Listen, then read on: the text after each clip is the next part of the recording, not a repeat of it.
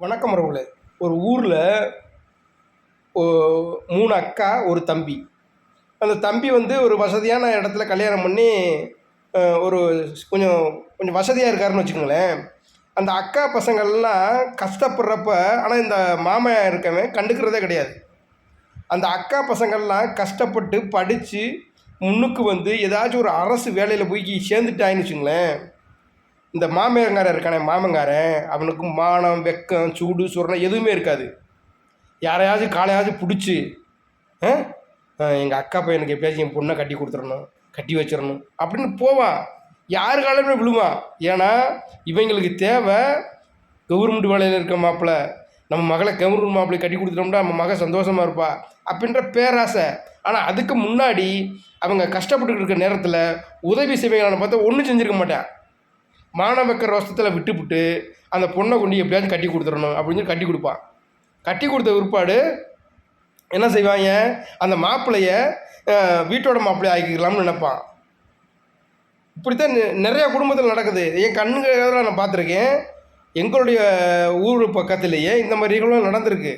ஏன்னா அரசாங்க சம்பளம், கவர்மெண்ட் சம்பளம், அன்னாடங்காட்சிக்கு கட்டி கொடுத்து முடிச்சுக்குவே, வேலைக்கு போக மாட்டானோ, மக வாழ்க்கை ரொம்ப கஷ்டப்பட்டுருமே அப்படின்னு சொல்லிட்டு கவர்மெண்ட் வேலைன்னா வேலைக்கு போனாலும் போகட்டாலும் வருமானம் வரும் அப்படின்னு சொல்லி இந்த மாதிரி மானங்கட்ட ஜென்மம்லாம் நிறையா பேர் இருக்கான் ஊரில்.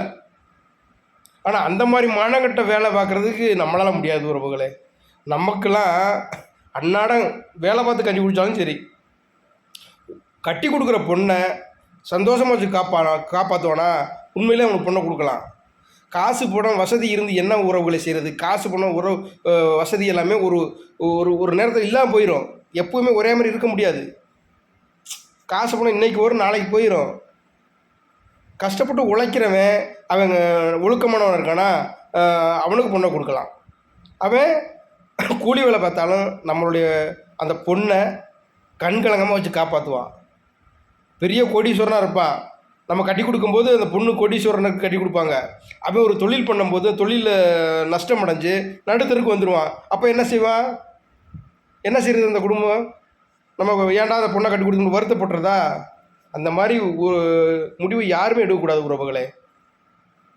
நடுத்தர மக்களாக இருந்தாலும் சரி, அந்த மக்கள் புரிதலோட பொண்ணுக்கும் மாப்பிள்ளைக்கும் ஒத்து போகுதா, படிச்சிருக்காங்களா அப்படின்ற பார்த்து, குணத்தை பார்த்து நீங்கள் பொண்ணு கொடுங்க. பணத்தை பார்த்து மட்டும் பொண்ணு கொடுத்துடாதீங்க உறவுகளே. ஆனால் அந்த வாழ்க்கை ரொம்ப மோசமான நிலைமை போய் டைவர்ஸ்க்கு நிலைமைக்கு வந்துடும். பார்த்து உறவுகளே, பார்த்து உங்களுடைய பொண்ணாக இருந்தாலும் சரி, உங்கள் பையனாக இருந்தாலும் சரி, யாருக்கு பொண்ணு தேடினாலும் காசு பணம் உள்ளவங்கள பார்க்காதீங்க.